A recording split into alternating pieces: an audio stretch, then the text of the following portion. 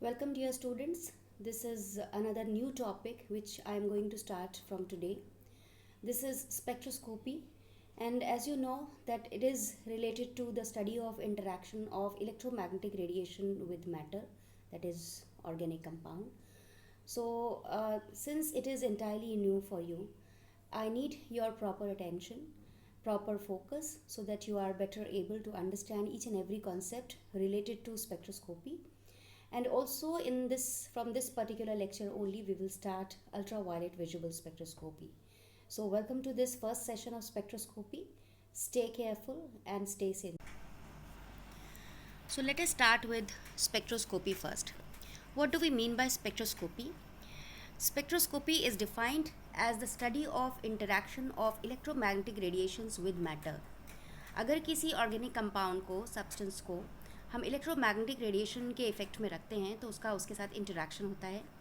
The spectroscopic techniques are the modern techniques used for the structure determination of organic compounds. Right, दो important बातें हैं यहाँ पर कि spectroscopy is the study of interaction of electromagnetic radiation with matter, यानी किसी भी organic substance या मैटर को हमने इलेक्ट्रोमैग्नेटिक रेडिएशन के इफेक्ट में रखा. और इस जो ये स्पेक्ट्रोस्कोपिक टेक्निक है ये बहुत ही इंपॉर्टेंट टेक्निक होती है क्योंकि इससे हम किसी भी ऑर्गेनिक कंपाउंड के स्ट्रक्चर को डिटरमाइन कर पाते हैं. इनफैक्ट ये बाकी के मेथड से ज़्यादा यूज़फुल क्यों होती है, क्योंकि ये फास्टर मेथड्स होते हैं और उसके अलावा एक छोटे से सैम्पल, छोटे से अमाउंट को लेके हम काफ़ी स्ट्रक्चरल फीचर्स को हम आइडेंटिफाई कर सकते हैं, डिटेक्ट कर सकते हैं. राइट, और जो पूरा सैम्पल है उसको हम रिकवर भी कर सकते हैं. सो स्पेक्ट्रोस्कोपिक मेथड्स स्ट्रक्चरल डिटर्मिनेशन के लिए बहुत इंपॉर्टेंट मेथड्स होते हैं, इसीलिए ये स्टडी हमारे लिए बहुत इंपॉर्टेंट हो जाती है. Now what is the basic principle of spectroscopy? अभी हम लोग बता रहे थे कि इसका इंटरेक्शन होता है ऑर्गेनिक कंपाउंड का इलेक्ट्रोमैग्नेटिक रेडिएशन के साथ. तो प्रिंसिपल इसका क्या है? Let us try to understand this. All the organic compounds interact with electromagnetic radiation, that is they absorb energy. जब भी किसी ऑर्गेनिक कंपाउंड की इंटरेक्शन इलेक्ट्रोमैग्नेटिक रेडिएशन के साथ होगी जो कि खुद एनर्जी का एक फॉर्म होता है, तो ये ऑर्गेनिक कंपाउंड एनर्जी को एब्जॉर्ब करते हैं. When a molecule absorbs energy, a transformation occurs. Lower energy radiations may cause molecular rotation and bond vibration, while high energy radiations may cause the promotion of electrons from the lower to higher energy levels.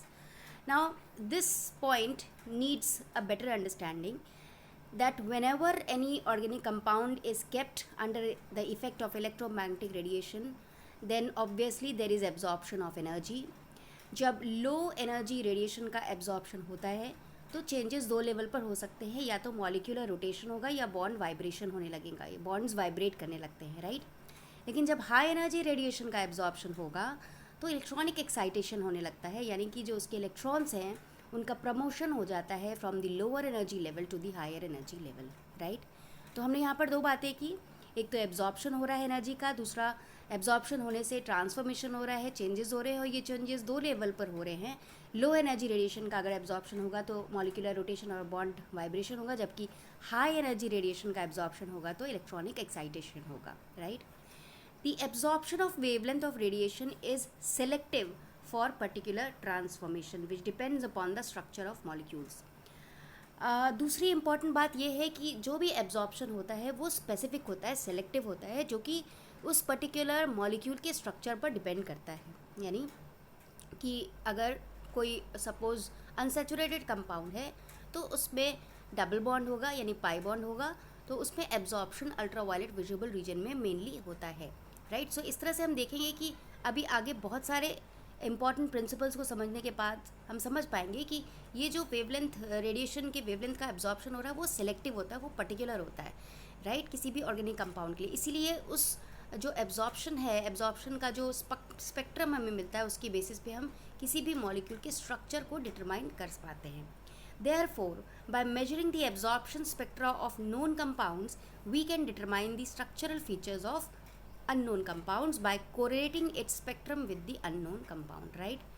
तो ये जो अगर मान लीजिए कोई unknown compound है उसका spectrum हमें मिल रहा है, राइट, उसके स्ट्रक्चरल फीचर्स को डिटरमाइन हमें करना है, तो हम क्या करेंगे कि ये जो उसका स्पेक्ट्रम मिल रहा है उसको हम किसी भी नोन कंपाउंड के स्पेक्ट्रम से कंपेयर करेंगे. राइट, किसी अननोन कंपाउंड के स्ट्रक्चरल फीचर्स को डिटरमाइन करने के लिए उसके स्पेक्ट्रम को नोन कंपाउंड, जिस कंपाउंड का स्पेक्ट्रम हमें पता है, उससे हम कंपेयर करेंगे और उसके बेसिस पे उसके स्ट्रक्चर को डिफाइन करेंगे। ठीक है, तो अभी मोटा मोटा हम लोग प्रिंसिपल समझ लेते हैं कि यहाँ पर इंटरेक्शन होता है इलेक्ट्रोमैग्नेटिक रेडिएशन के साथ ऑर्गेनिक कंपाउंड का, और एब्जॉर्प्शन ऑफ एनर्जी होता है। लो एनर्जी रेडिएशन का अगर एब्जॉर्प्शन हो रहा है तो दो लेवल पे चेंजेस होंगे, रोटेशन होगा या बॉन्ड वाइब्रेशन होगा, और हाई एनर्जी रेडिएशन पे एब्जॉर्प्शन होगा तो इलेक्ट्रॉनिक एक्साइटेशन होगा। जो भी एब्जॉर्प्शन होगा स्पेक्ट्रम मिलेगा। इस स्पेक्ट्रम को हम किसी भी नॉन कंपाउंड के स्पेक्ट्रम से कंपेयर करेंगे और स्ट्रक्चरल फीचर्स को हम आइडेंटिफाई करेंगे। इंस्ट्रूमेंटेशन देखिए इसमें क्या यूज़ करते हैं। The instrument which is used to measure the amount of electromagnetic radiation absorbed by organic molecule is known as spectrophotometer. यहाँ पर स्पेक्ट्रोमीटर या स्पेक्ट्रोफोटोमीटर का यूज़ किया जाता है। अब इस पूरे स्ट्रक्चर में देखिए क्या होता है। It consist of a light source, this is the light source, right, ये लाइट सोर्स है, with a prism that can select the desired wavelength. यहाँ पर एक प्रिज्म लगाते हैं, लेंस लगाते हैं, जिससे कि डिज़ायर्ड वेवलेंथ के रेडिएशन को हम लोग सेलेक्ट करते हैं, राइट। ये मोनोक्रोमेटर प्रिज्म हमने यहाँ पर लिया हुआ है। The radiation that is absorb by the sample is detected, ये सैम्पल हमने लिया हुआ है क्यूवेट में, right, and this is detected, analysed and then recorded. यहाँ पर एक डिटेक्टर है, एक एनालाइज़र है, राइट, और एक रिकॉर्डर है, right. So in this way we can see, ये जो लास्ट में हमें रिकॉर्डिंग मिल रही है इसी को हम लोग स्पेक्ट्रम कहते हैं। क्लियर है। तो इस पूरे स्ट्रक्चर को अगर आप देखेंगे, इस पूरे स्ट्रक्चर को, तो इसमें एक लाइट सोर्स है, एक मोनोक्रोमेटर या प्रिज्म है, ये सैम्पल सोल्यूशन है, यानी क्यूवेट में हमने सैम्पल सोल्यूशन लिया, यानी कोई ऑर्गेनिक कंपाउंड लिया, उसमें डिज़ायर्ड वेवलेंथ के रेडिएशन को पास कराया है, राइट। ये इंसिडेंट लाइट हो गया, ये ट्रांसमिटेड लाइट हो गया, फिर ये डिटेक्टर हो गया, ये एनालाइज़र और ये रिकॉर्डर हो गया। So in that way ultimately we get a spectrum, right. ऐसे ऐसे करके कुछ स्पेक्ट्रम हमें मिल जाता है, जो हम आगे डिस्कस करेंगे कि कैसे स्पेक्ट्रम मिल रहा है और कैसे हम किसी भी स्पेक्ट्रम से ऑर्गेनिक कंपाउंड के स्ट्रक्चर को डिटरमाइन कर पाते हैं। So this is the whole concept of instrumentation. ये जो हमने इंस्ट्रूमेंटेशन को पढ़ा है उसको हमने देखा। अभी आते हैं इलेक्ट्रोमैग्नेटिक रेडिएशन पर। सो इसको एक बार हम लोग समझ लेते हैं कि इलेक्ट्रोमैग्नेटिक रेडिएशन हम ऑलरेडी जानते हैं कि it can be described as a stream of energetic particles called photons, right. Photons के फॉर्म में हमने इलेक्ट्रोमैग्नेटिक रेडिएशंस को ऑलरेडी कंसिडर किया हुआ है, और ये भी जानते हैं कि विजिबल लाइट जो होती है वो पूरे इलेक्ट्रोमैग्नेटिक स्पेक्ट्रम का यानी रेडिएशन का एक छोटा सा पार्ट होता है, right. So according to wave nature of radiations, the electromagnetic waves consist of oscillating electric and magnetic fields mutually perpendicular to each other. तो अब आप ये देख रहे हैं कि ये जो इलेक्ट्रोमैग्नेटिक रेडिएशन को रिप्रेजेंट कर रहे हैं, तो एक ऑसिलेटिंग इलेक्ट्रिक फील्ड है, राइट, ये इलेक्ट्रिक फील्ड है, और ये उसके म्यूचुअली परपेंडिकुलर ये मैग्नेटिक फील्ड है। सो ये इलेक्ट्रिक और मैग्नेटिक फील्ड का कॉम्बिनेशन होता है, both the fields are mutually perpendicular to each other, right. Now electromagnetic radiation is a form of energy we have already discussed. Its absorption by a molecule leads to an increase in energy, we have already discussed, right. अगर वो खुद energy है तो जब उसका absorption होगा तो molecule की एनर्जी इंक्रीज करेगी। A molecule may not absorb energy over the entire electromagnetic spectrum and in fact it is limited to certain regions. जैसे हम लोगों ने पहले बताया कि ये एब्जॉर्प्शन सेलेक्टिव होता है, तो इस पूरे इलेक्ट्रोमैग्नेटिक रेडिएशन की रेंज में, स्पेक्ट्रम की रेंज में हर जगह से एब्जॉर्प्शन नहीं होगा, बल्कि स्पेसिफिक रीजन्स में से एब्जॉर्प्शन होगा, जो कि स्ट्रक्चर पर डिपेंडेंट होता है। The fundamental equation of electromagnetic radiation और the energy of photon is given by E equals to H nu, right. तो ये फोटॉन के फॉर्म में होता है, E equals to H nu हम सभी जानते हैं। इस इक्वेशन के बेसिस पे इस एनर्जी के फोटॉन का एब्जॉर्प्शन होता है। So H is equals to Planck's constant, और जो इलेक्ट्रोमैग्नेटिक रेडिएशन है उसकी स्पीड होती है, ट्रैवल की जो स्पीड होती है वो 3 × 10⁻10 सेंटीमीटर पर सेकेंड होती है, राइट। तो अभी इस डायग्राम को देखेंगे तो थोड़ा और क्लैरिटी होगी। ये पूरा इलेक्ट्रोमैग्नेटिक स्पेक्ट्रम आपको दिख रहा है, राइट। इसमें आप देख पा रहे हैं कि यहाँ पर लॉन्ग वेवलेंथ की रेडियो वेव्स हैं। लॉन्ग वेवलेंथ यानी कि शॉर्ट एनर्जी कम और वेवलेंथ ज़्यादा। और यहाँ पर देखेंगे तो हाई एनर्जी रेडिएशंस हैं, अल्ट्रावायलेट, एक्सरेज, ये सब हाई एनर्जी रेडिएशंस है। और बीच में जो आ रहा है वो है विजिबल लाइट, राइट। तो इस पूरे इलेक्ट्रोमैग्नेटिक स्पेक्ट्रम में आप देख रहे हैं कि रेडियो वेव्स वाला रीजन है जिसकी वेवलेंथ हाई होती है, longer wavelengths are involve. X rays जिसमें शॉर्ट वेवलेंथ्स इन्वॉल्व है। विजिबल लाइट बीच का पार्ट होता है which has wavelengths between those of radio waves and X rays, right. तो अगर हम इस पूरे स्पेक्ट्रम को देखें तो अगर एब्जॉर्प्शन इंफ्रारेड रीजन में होगा तो जो स्पेक्ट्रम मिलेगा उसको बोलेंगे हम IR स्पेक्ट्रम या इंफ्रारेड स्पेक्ट्रम। अगर एब्जॉर्प्शन अल्ट्रावायलेट विजिबल रीजन में होगा तो जो स्पेक्ट्रम हमें मिलेगा उसको हम बोलेंगे ultraviolet visible spectrum, right. Radio wave region में अगर एब्जॉर्प्शन हो रहा है तो हम उसको बोलेंगे NMR spectrum, nuclear magnetic resonance spectrum, right. So one by one we will consider all these three types of spectroscopy which is there in your course, but today we will start with ultraviolet visible spectroscopy. So ultraviolet visible spectroscopy में ultraviolet और visible region ही involved होता है, and as I said that it entirely depends upon the structure of the molecules. जैसा molecule का structure होगा, organic compound का structure होगा, उसकी बेसिस पे एब्जॉर्प्शन भी स्पेसिफिक रीजन्स में होगा। अब ये स्पेक्ट्रम का ओरिजिन कैसे होता है, right. Absorption spectrum results when an atom or molecule undergoes a transition from lower energy level to the higher energy level with the absorption of a photon of energy h nu, right। जब भी absorption होगा या even emission होगा, right, तो यहाँ पर दो तरह का हमने स्पेक्ट्रम दिखाया है या दो तरह के स्पेक्ट्रा हो सकते हैं जिसको हमने डिस्कस किया है। एक है एब्जॉर्प्शन स्पेक्ट्रम और दूसरा है एमिशन स्पेक्ट्रम, राइट। सो चाहे वो एब्जॉर्प्शन हो रहा है चाहे एमिशन हो रहा है, हर बार एक फोटोन एनर्जी के इलेक्ट्रोमैग्नेटिक रेडिएशन का या तो एब्जॉर्प्शन होगा या एमिशन होगा, right. Let us see how. Here we can see in this diagram this electron jumps from the lower energy level to the higher energy level, right. ये यहाँ से नीचे से ऊपर जा रहा है, तो यहाँ पर एक्साइटेड स्टेट में जा रहा है, ग्राउंड स्टेट से एक्साइटेड स्टेट में जा रहा है, but with the absorption of energy delta E is equals to H nu, right. So there is absorption of energy H nu, E is equals to H nu का absorption हो रहा है, right. Emission spectrum results when the atom or molecule falls from the excited to the ground state with the emission of a photon of energy H new. तो यहाँ पर आप क्या देख रहे हैं, एमिशन स्पेक्ट्रम जब ये हायर एनर्जी लेवल से लोअर एनर्जी लेवल में वापस जा रहा है तो E is equals to H nu energy का एमिशन हो रहा है, ये एमिट कर जा रहा है। So in this way, this is absorption, this is emission, and we get two type of spectra: absorption spectrum and emission spectrum. So with the absorption of energy or with the emission of energy, spectrum is created.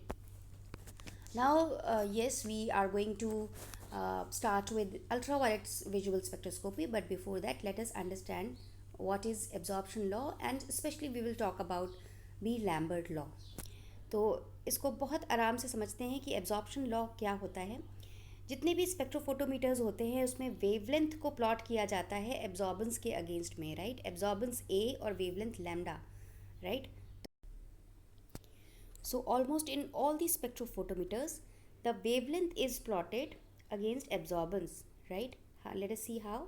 अगर wavelength को यहाँ पर हम ले रहे हैं x axis पर और एब्जॉर्बेंस को ले रहे हैं वाई एक्सिस पर, तो उस बेसिस पे यहाँ पर जो हमें स्पेक्ट्रम मिलेगा वो शो करेगा अल्ट्रावायलेट विजिबल स्पेक्ट्रम को, यानी किसी भी स्पेक्ट्रम को शो करता है, राइट। तो यहाँ पर हम क्या देख पा रहे हैं कि कितने भी स्पेक्ट्रोफोटोमीटर होते हैं उसमें एब्जॉर्बेंस को प्लॉट किया जाता है वेवलेंथ के अगेंस्ट में। And what is A is equal to log I0 upon I, right, log base 10 I0 upon I. What is I0? I0 is the intensity of incident light. अब आप ये देख रहे हैं ये सैम्पल है, ये इंसिडेंट लाइट है और ये ट्रांसमिटेड लाइट है, right. I0 and I. So I0 is the intensity of incident light and I is the intensity of transmitted light, right. So this is the basic law, this is the absorption law. A is equal to log I0 upon I, that you have to remember. और absorbance और transmittance में भी एक relationship होता है। Absorbance can be defined as the base 10 logarithm of the reciprocal of the transmittance, right. So A is equals to log I0 upon I और A is equals to minus log base 10 T. So this is the relationship between absorbance and transmittance that we should remember. All right, so let us move ahead with B-Lambert law. All of us have already understood that what is actually the relationship between A and intensity of incident and transmitted light. So A is the absorbance. Now Beer-Lambert gave a law which is known as Beer-Lambert law, which is very famous. So according to Beer-Lambert law, when a beam of monochromatic light passes through the dilute solution, The intensities of incident and transmitted light are related to the concentration and length of the solution through which it passes. तो अभी हम लोगों ने जो लिया था ये cuvette लिया हुआ था, इसमें जो हमने सोल्यूशन लिया हुआ है डाइल्यूट सोल्यूशन ऑर्गेनिक कंपाउंड का, उसकी लेंथ हम लोग देख लेते हैं और उसकी कॉन्सेंट्रेशन हमें पता होनी चाहिए. तो जो इंटेंसिटी ऑफ इंसिडेंट और ट्रांसमिटेड लाइट है वो इस सोल्यूशन के डाइल्यूट सोल्यूशन की कॉन्सेंट्रेशन और लेंथ पर डिपेंड करती है. This was given by B Lambert in the form of law and it is known as B Lambert law. So I repeat, जब किसी मोनोक्रोमेटिक लाइट के बीम को डाइल्यूट सोल्यूशन में पास किया जाता है तो इंसिडेंट और ट्रांसमिटेड लाइट की जो इंटेंसिटी होती है वो डाइल्यूट सोल्यूशन जिसके थ्रू उसको पास किया जा रहा है उसकी कॉन्सेंट्रेशन और लेंथ पर निर्भर करती है. So what is that relationship? log I0 upon I is equals to epsilon LC, right? So epsilon is the constant. This is known as molar extinction coefficient. L is the length of the solution, right? And it is always expressed in centimeter, and C is the concentration of solution, mole per centimeter cube. So log base 10 I0 upon I is equals to epsilon LC. And earlier we have already shown, as per the absorption law, log 10 I0 upon I is equals to A.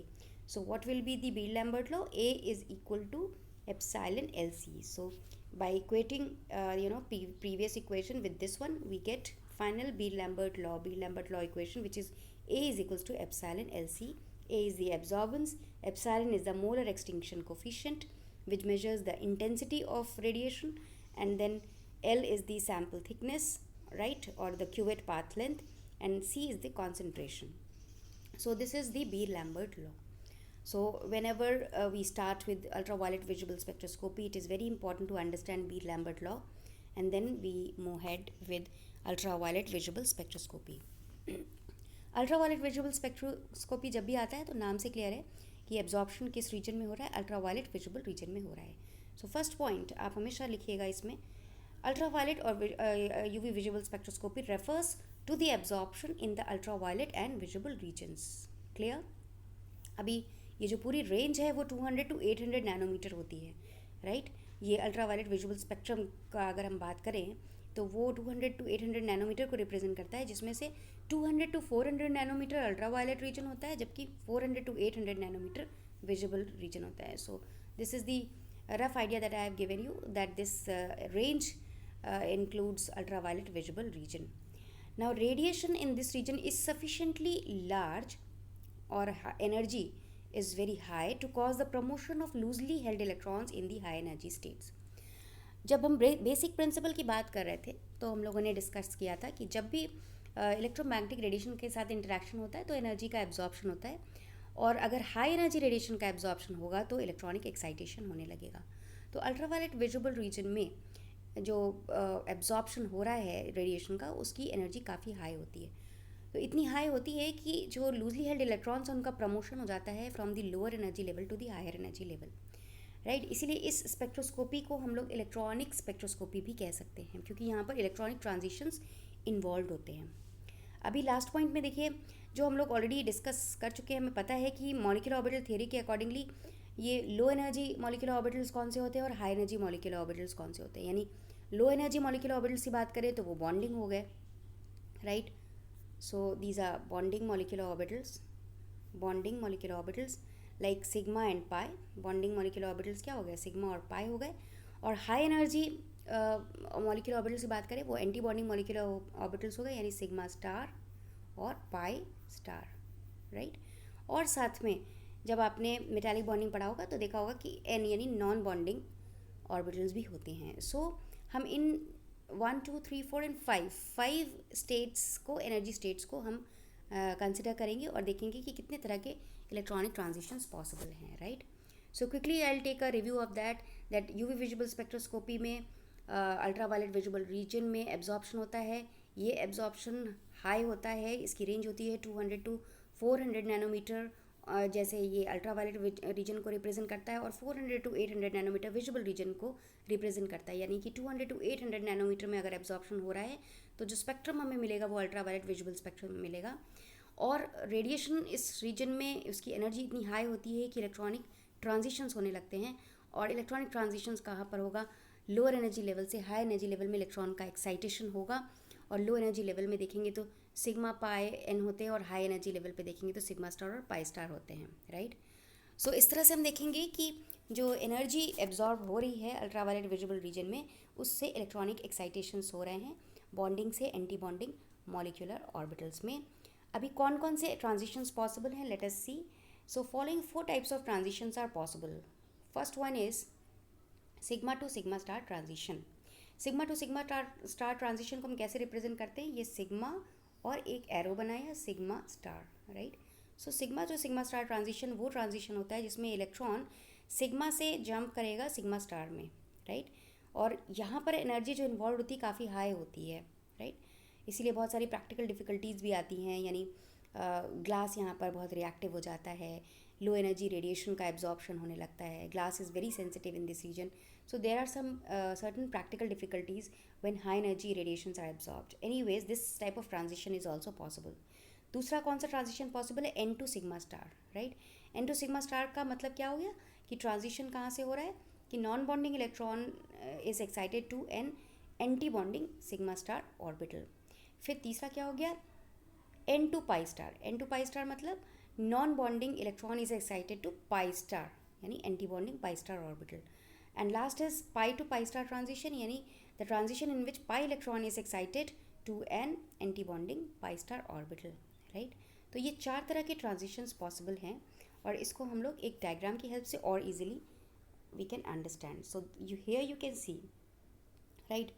So what we can see, this is sigma, right. Then उसके ऊपर उसकी energy pi होगी, बीच में n होगा, फिर यहाँ पर pi star और यहाँ पर sigma star, right.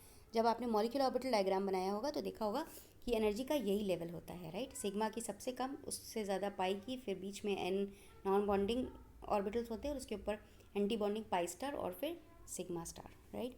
तो जब इस तरह से एनर्जी लेवल्स होते हैं तो इलेक्ट्रॉनिक एक्साइटेशंस कौन कौन से हो सकते हैं वो हम लोग देख लेते हैं. तो पहला कौन सा हो गया, सिग्मा टू सिग्मा स्टार, जो अपने यहाँ पर शो किया. दूसरा हो गया pi to pi star, N to sigma star और ये एन टू पाई स्टार. 4 तरह के ट्रांजिशंस पॉसिबल हैं, राइट. अब इनकी एनर्जी का जब हम ऑर्डर देखते हैं, एब्जॉर्प्शन हो रहा है डिफरेंट अमाउंट्स ऑफ एनर्जीज़ का, तो इनका ऑर्डर देखते हैं तो ये ऑर्डर हमें इस तरह से मिलता है, right. Sigma to sigma star की सबसे ज़्यादा एनर्जी है, फिर उससे कम है एन टू सिग्मा स्टार, फिर उससे कम है पाई टू पाई स्टार और फिर उससे कम है n to pi star, right. तो सबसे ज़्यादा एनर्जी किसकी है, सबसे ज़्यादा एनर्जी का इन्वॉल्वमेंट किस में है, सिग्मा टू सिग्मा स्टार और एन टू सिग्मा स्टार में. यानी लो एनर्जी रेडिएशन का यहाँ पर एब्जॉर्प्शन होता है, जिससे कि प्रैक्टिकल डिफिकल्टीज आती हैं. सो मोस्टली अगर किसी ऑर्गेनिक कंपाउंड में चारों तरह के ट्रांजिशंस होते हैं तो ऊपर के 2 ट्रांजिशंस को हम रेयरली कंसिडर करते हैं, बल्कि इन दोनों को, लास्ट के 2 यानी कि लो एनर्जी जिसमें इन्वॉल्व होती है, उन ट्रांजिशंस को ज़्यादा कंसिडर करते हैं. कैसे कंसिडरेशन होता है इसको हम लोग बाद में जब हम डिफरेंट प्रॉब्लम्स को डिस्कस करेंगे तो शायद और ईजिली आप समझ पाएंगे इसको. But I hope that till now you have understood that what is ultraviolet visible spectroscopy, how the electronic transitions are involved, what types of transitions are there, and then what is the order of energies of different transitions, electronic transitions, right. Here we will try to understand that what kinds of transitions are there, and we will consider some examples. कुछ examples की help से हम ये समझने की कोशिश करेंगे कि कैसे ये ट्रांजिशंस किन कंपाउंड्स में होते हैं, राइट. तो अभी हमने यहाँ पर जो बताया था वही यहाँ पर रिपीट कर रहे हैं. The energies of sigma to sigma star and n to sigma star, जिसकी एनर्जी सबसे ज़्यादा थी, तो उनकी एनर्जी इतनी हाई होती है कि ये ट्रांजिशंस रेयर होते हैं. सो ज़्यादातर ऑर्गेनिक कंपाउंड्स में जो नीचे के बाकी के 2 ट्रांजिशन है, पाई टू पाई स्टार और एन टू पाई स्टार, वही पाए जाते हैं, right. So let us take one by one. So first transition suppose हम लोग ले रहे हैं, right. So sigma to sigma star transition.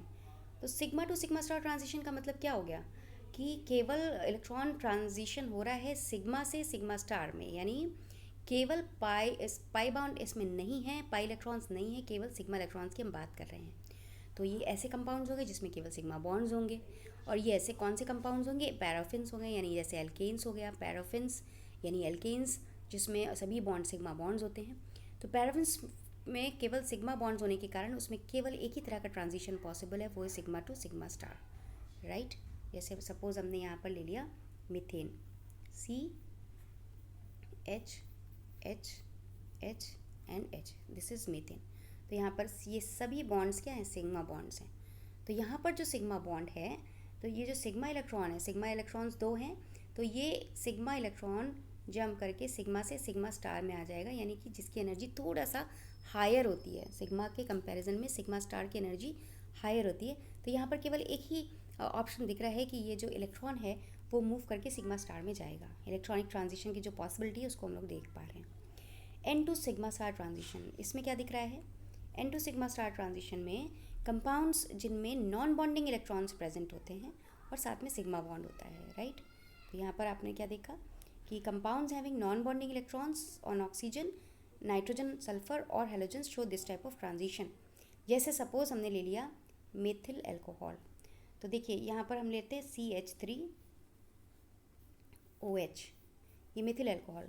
कैसे इसमें n to sigma star transition possible है वो हम देखेंगे।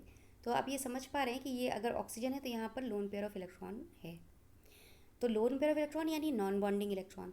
और यहाँ पर ये जो कार्बन एटम है ये किस ऑक्सीजन से सिंगल सिग्मा बॉन्ड से कनेक्टेड है, राइट, सिग्मा बॉन्ड से कनेक्टेड है। तो यहाँ पर सिग्मा है और यहाँ पर एन है, राइट। तो क्या चांसेस हो गया कि एक तो sigma to sigma star transition possible होगा, सिग्मा टू सिग्मा स्टार होगा ही होगा, लेकिन साथ में चूँकि एन नॉन बॉन्डिंग इलेक्ट्रॉन भी है तो एन जो है वो भी सिग्मा स्टार में जंप करेगा, यानी दूसरा जो पॉसिबल हो गया वो हो गया N to sigma star, right.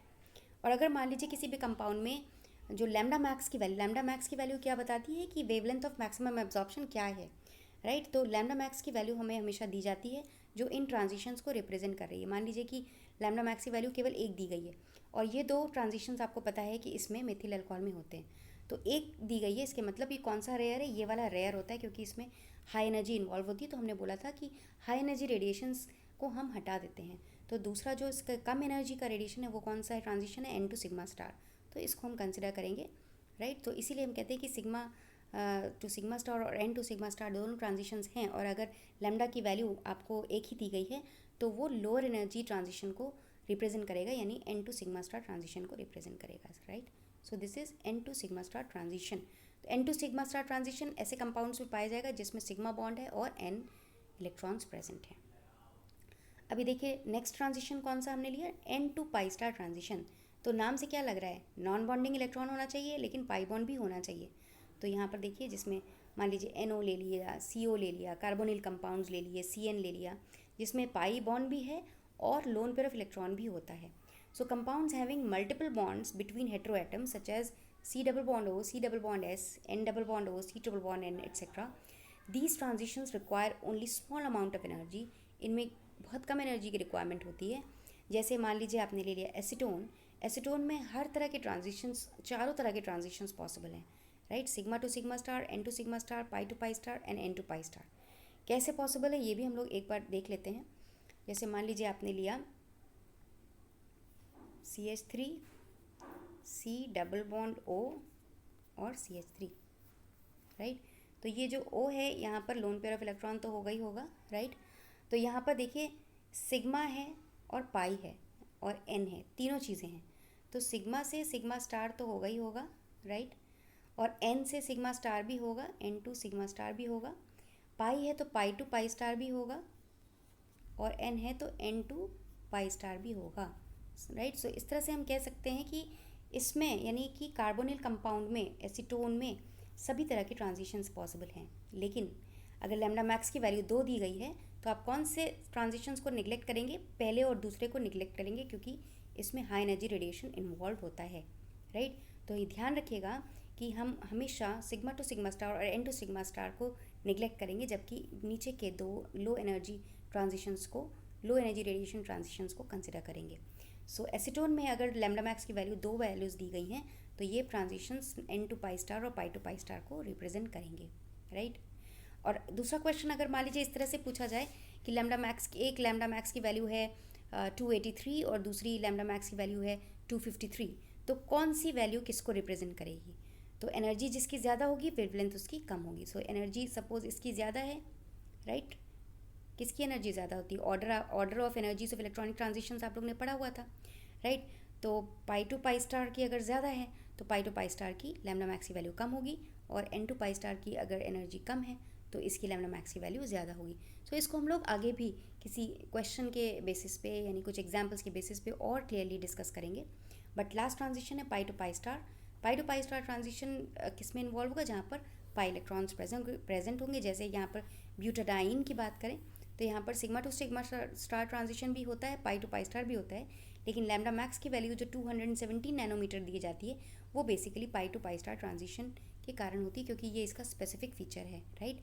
So pi to pi star transition, अगर हम लैम्डा मैक्स वैल्यू 217 ले तो वो pi to pi star transition को रिप्रेजेंट करेगा in case of butadiene, right.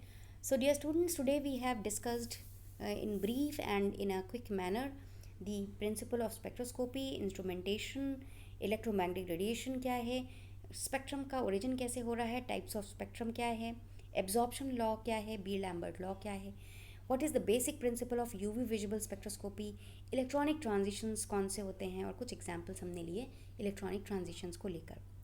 So this is all about today, and I think you have to understand clearly, because this is a completely new topic for all of you.